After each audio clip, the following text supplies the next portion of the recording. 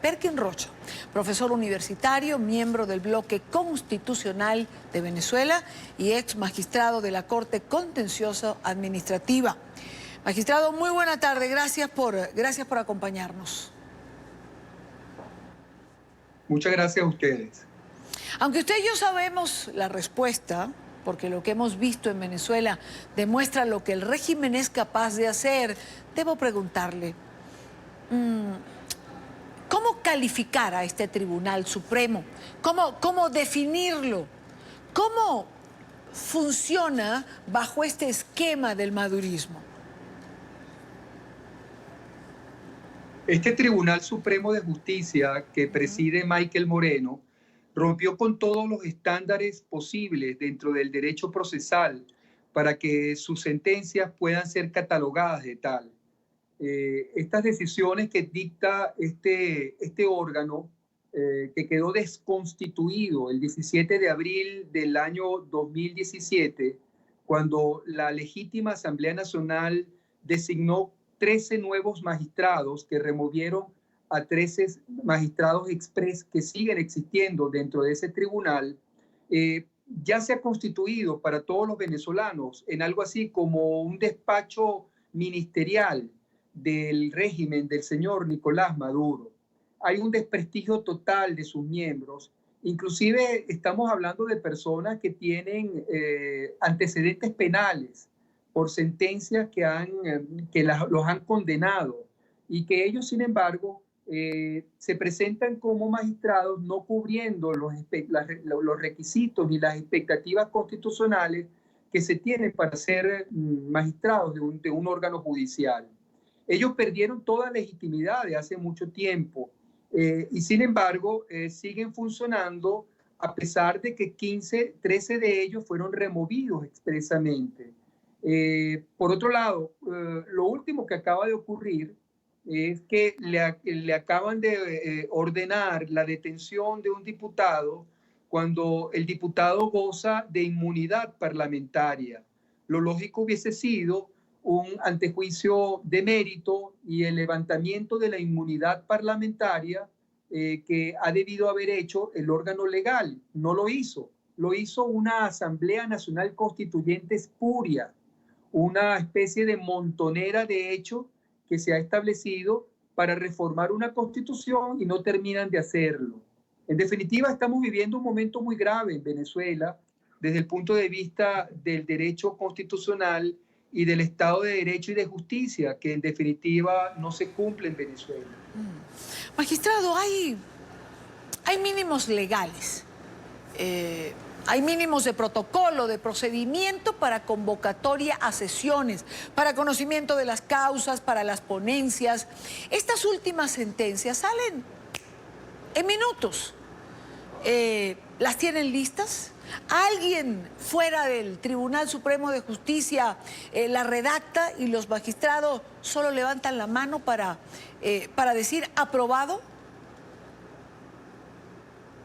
Ellos han roto con todos los esquemas normativos, tanto legales como reglamentarios, porque existe un reglamento de funcionamiento del Tribunal Supremo de Justicia que obliga a que todas las decisiones las anteceda unas deliberaciones.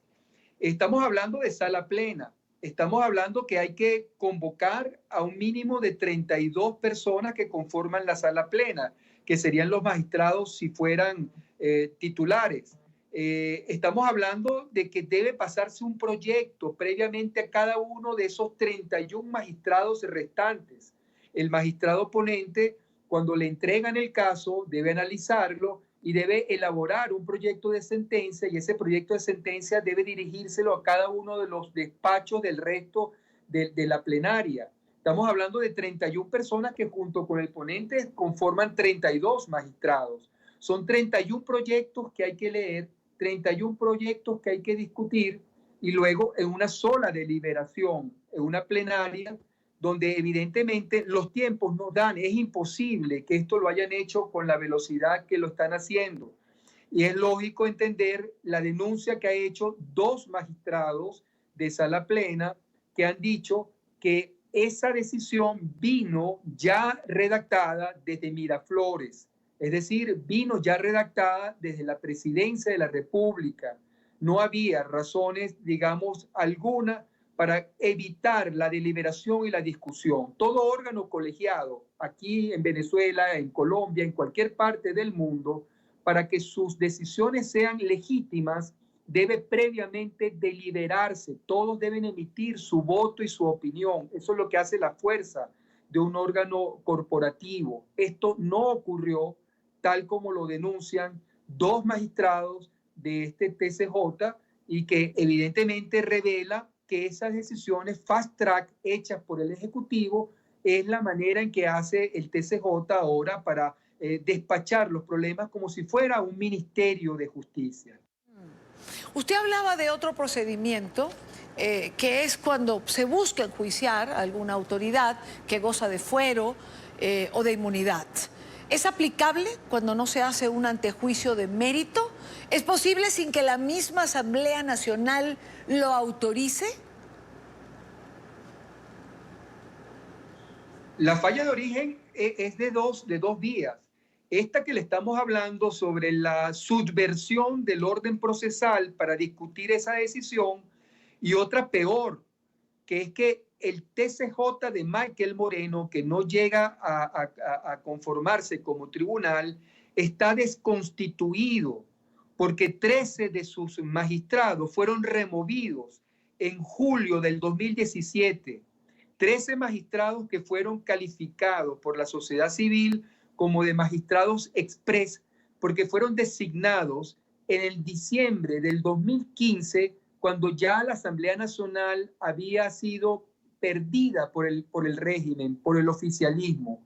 Cuando pierden las elecciones de diputados a la Asamblea Nacional, inmediatamente se realizan una convocatoria para escoger rápidamente unos magistrados que estaban pendientes de ser designados. Y ahí es que nacen estos 13 magistrados express que fueron electos a razón de días en diciembre del 2015. Entonces tenemos dos fallas gravísimas en el funcionamiento de ese Tribunal Supremo de Justicia de Michael Moreno. En primer lugar, está desconstituido desde julio del 2017, cuando fueron removidos los 13 magistrados express. Y en segundo lugar, la decisión que coloca al diputado Edgar Zambrano frente a un juicio que no fue agotado el procedimiento judicial para discutirse en plenaria. Se hizo fast track, se hizo sobre la base de un proyecto que se envió desde la Presidencia de la República. El presidente interino Juan Guaidó ha calificado esto como un golpe parlamentario. Pero hemos visto que el régimen no se atreve a liquidar la Asamblea Nacional, tampoco detiene a Juan Guaidó. ¿El golpe es curul a curul, diputado a diputado? Ellos quieren tratar de ir deslegitimando el poder de calle que tiene el señor presidente Juan Guaidó, presidente de todos los venezolanos por límite, por presidente temporal, presidente encargado, mientras dure la transición que todavía no se ha iniciado. Ellos están conscientes de la gravedad que significaría en cuanto a convocatoria, en cuanto digamos, a efecto que tendría en las masas, en la sociedad, atacar al señor Juan Guaidó. Y en consecuencia lo que han hecho es ir atacando o lesionando no solamente a sus aliados, sino en este caso a los diputados que forman parte de la directiva de su asamblea. ¿Cómo lo veo yo? Digamos, el régimen se maneja en dos bandas. En lo internacional pretende vender una imagen de que ha sido atacado por un golpe. En lo interno está reprimiendo y persiguiendo no solamente a los diputados de la Asamblea Nacional, sino también a los ciudadanos que de alguna manera manifestamos una posición de oposición o de disidencia. Repito, dos bandas, vendiéndose como una víctima internacional de un golpe fallido e internamente reprimiendo y castigando la disidencia y los pensamientos que no sean afines a su gobierno o al régimen. Esta situación puede hacer que agarren un desbalance a la oposición, porque, internamente las herramientas pudieran cerrarse completamente si no asumimos una visión de que con el gobierno, con un régimen delincuencial como lo compone el régimen de Nicolás Maduro, no hay salidas democráticas, no hay constitución posible. Frente a un régimen como el que nos ha impuesto Nicolás Maduro, Sí. no hay diputado ni asamblea que valga. Estamos absolutamente diezmadas nuestras fuerzas civiles, estamos desamparados y los civiles estamos al margen de cualquier solución democrática. No hay posibilidad de enfrentar políticamente a un régimen que no solamente es corrupto, sino que es criminal, que ha demostrado en la práctica que puede obrar de la peor manera. Doctor Perkin, en Venezuela, porque yo creo que esta es una buena manera de resumir, ¿en Venezuela se perdió el Estado de Derecho definitivamente? Si no confrontamos directamente al régimen, no vamos a tener fuerza para plantear de alguna manera salidas. ¿Y qué es lo que ha hecho el régimen con la Asamblea Nacional?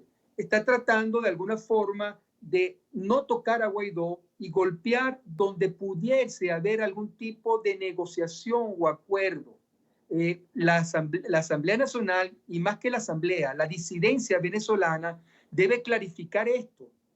Estamos obligados a pedirle ayuda internacional a las fuerzas democráticas, y en Venezuela tenemos un instrumento constitucional para solicitar esa ayuda, que es el artículo 187, numeral 11 de nuestra Constitución, que expresamente consagra la posibilidad de que sea autorizado por el Parlamento venezolano una misión militar extranjera para ayudarnos, para hacer efectiva una ayuda humanitaria para las millones de personas que están muriendo por enfermedad y hambre, y ahora que somos víctimas de un régimen totalitario que también reprime nuestras salidas democráticas. No podemos seguir avanzando solos, no tenemos fuerzas armadas en Venezuela democráticas, no tenemos, digamos, contingencia que nos pueda de alguna manera soportar lo que estamos sufriendo los venezolanos. Debemos apelar a un artículo constitucional que permite la instalación en territorio venezolano de una misión extranjera militar que ayude, gracias a un principio universal de derecho internacional, que es la responsabilidad para proteger, mejor conocida como el R2P, que nos ayude humanitariamente y que nos saque de esta situación terrible que estamos viviendo.